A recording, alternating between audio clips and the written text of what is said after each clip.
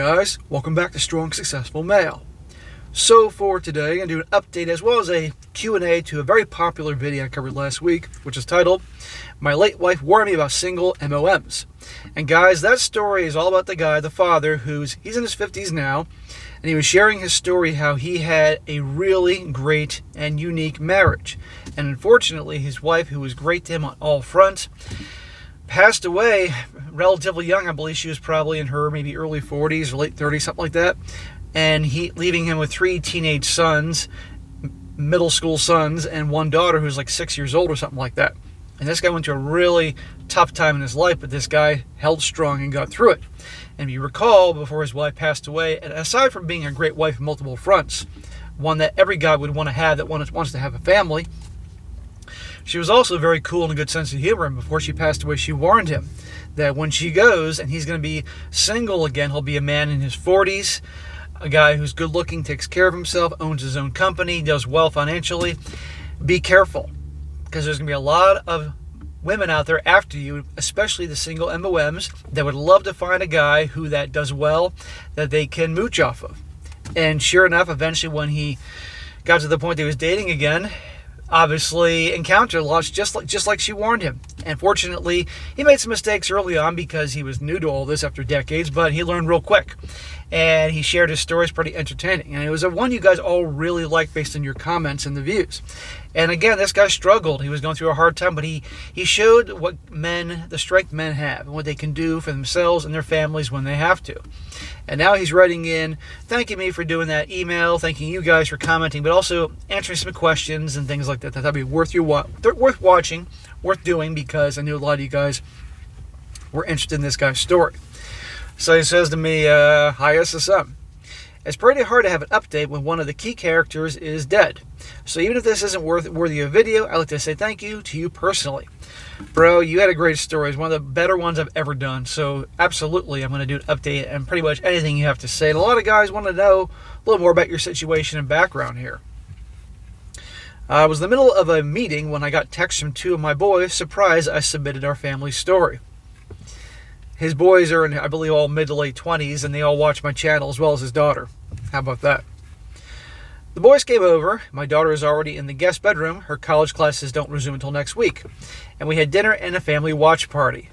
Holy crap. The whole family's watching me and do this story here. Crazy. We thought you did a great job telling our story. My daughter jokes she thought you were choking up about Grandpa's final moments when you had to clear your throat. I submitted our story to help others, but in your narration, you helped me more than you can know. I didn't expect it, but it was very therapeutic. Bro, my pleasure. Glad to help. And so many guys write in saying that even if their story doesn't get told in this channel, it's therapeutic for them to write it out. And even better, to share their story and get the feedback. So that's what we're doing here. I submit my story to, I wrote that part. My dating misadventures were not news to my boys. They joke that my batting average is so bad, I make major league pitchers look like Babe Ruth. It took us about 90 minutes to get through your video as we kept pausing it, mostly to laugh at my expense. And remember, their mom. For every smack you gave me, my boys and even my daughter gave me 5. My oldest son pointed out something interesting. Everybody falls over themselves to declare all single MOMs are saints. I was a single dad and nobody talked about giving me a halo. Granted, I was too busy to notice the double standard until my son pointed it out, but he's not wrong. It is a double standard. It's nonsense, you know? Guess what? Yes, there are single MOMs out there that are not nuts and are good people, but unfortunately, the vast majority are nuts on different levels and are looking out to take advantage of guys. And there's a reason they're single in the first place. You really have to be careful. And I've done countless stories on this. But I know some single MOMs that have their shit together, aren't users, but they also tend to be more traditional and also do well for themselves and everything. And I might add, the kids are easily legal adults now. I think the biggest issue is that when women cry and complain about their problems, the world is supposed to come rescue them. Men have 2 choices, rescue yourself or die waiting. This isn't sour grapes, it's just how the world is. I think this is a cornerstone of the importance of your channel. Deep down, guys know we need to rescue ourselves, and we need the information you share in order to do it. Again, this is why I do the channel. not only to bring awareness to guys of reality and what's going on now in the world and the times, but also sharing the stories that you guys write in from all over the world to show you what I talk about isn't just in the West. It's everywhere. It isn't just the United States. And you need to be aware of these things and to hear what guys go through to help learn from other guys' mistakes or victories. And that's the way you do it. And when people write in and they make boneheaded mistakes, I smack them upside the head and I chew them out and I tell them what's what. And it's helped so many guys out there. And yes, life ain't fair. And yes, as a man, you're expected to basically sink or swim. But when a typical gal cries and the whole world's supposed to rescue them. Isn't that amazing? And sadly, there's a whole bunch of white knights out there more than happy to do so. We deserve a little help. But we help not in the way that so many, not all, but so many of the gals expect help. We need to help ourselves. And that's why I'm trying to provide the tools to help guys help themselves. And through this channel and my eventual blog website I'll be setting up in a few months, that information I'll be out there for guys to comment and help each other out in the way that works for us. You had mentioned about my wanting to just stay in bed with the covers over my head. That was definitely true, but I had 4 kids counting on me. When I struggled to find strength, I found it for my kids. It's okay to be sad, but you can never let a pity party get in the way of doing what you need to get done. Yes, I mentioned that. A lot of people they have bad depression or go through hard times, and believe me, depression runs in my family. I know it's like not to want to get out of bed and put those covers over your head and just want to go back to sleep, but you got to get up. You got people that are depending on you, and whether it be at work or your family, and you got to do it. And it means you roll out of bed and hit the ground, thud, and get up. You got to do it. But it's understandable. To answer your questions about where I've met most of the women, why I mostly dated single MOMs, I have 3 answers. First, until recently, I spent most of my life at work, with my kids or at my kids' sporting events. I have a firm rule against romance with anyone associated with my work. Good, very smart. Don't jeopardize your business and your income for a bunch of bimbos. I have a firm rule against romance with anyone associated with work, so the sporting events were the most common way to meet someone. And let's just say a single dad showing up at a girls' softball or volleyball game will have no shortage of women wanting to talk with him. Like my wife predicted, it was like a busy day at the deli counter. Yep. Now try being me, mid-40s. I do well. I take care of myself. Imagine my situation. Thank God I've learned. Second, women who are still single in their 30s and 40s are usually single for a reason. In my first story, the women who ran up the dinner tab and the one who conducted my IRS audit dinner were both single with no kids. Yet these women have more baggage than a 747. Yeah, I know a number of gals, have known and do know a number of gals in their 30s and 40s that have never been married, no kids, and they think they are the greatest thing, God's gift to the world. And yeah, they got more red flags than there's a reason they're single, not just because they're psycho picky and think they deserve everything. It's amazing. Third, I'm fast to pull the ripcord when I don't see enough in common. Most of my first dates never led to a second one. I was shocked by the women who tried to baby trap me because it seemed to come out of nowhere. Even looking back, I can't find the red flags. I had no idea she was trying to pull. I had no idea she tried to pull something like this. Well, now you know. Regarding Donna. Donna is the woman that he's seeing now, who is also, interestingly, a single MOM. However, it seems like her kids are either legal adults out of the house or darn close to it, like 17 in high school, which I warned him. He says, regarding Donna, I'm happy enough to by myself to walk away if she put an ultimatum on the table, so no worries there. That being said, I gave it some thought and called my lawyer. He said that if I were to get married, a prenup would probably be enforceable, but not always. His recommendation was setting up a family trust. When time comes for the kids to buy a home or start a business, they'll have an easier time than my wife and I did. Since none of us are married, its premarital status cannot be questioned. This is currently in the works, and the paperwork should be ready in 3 to 4 weeks. Good. I'm glad you called your lawyer, and it is worth the money to do this. You know? And I recall now, because I do a lot of stories, so sometimes these things blend. I recall you saying at the end of the video, I'm glad you're doing well, and it's a great story. I'm happy you found a gal you're having a good time with, but be careful. You may not want to get married now, today, but 10 years from now, you might change your mind. Or the Donna gal you're dating, you're having a good time with, and I'm glad you are, may seem like not interested in marriage, but one day she is. And often when guys, their hearts get involved and they fall in love, and then the woman can sense it, that's when she pulls ultimatum crap, and the guy goes against what he knows deep down is a mistake.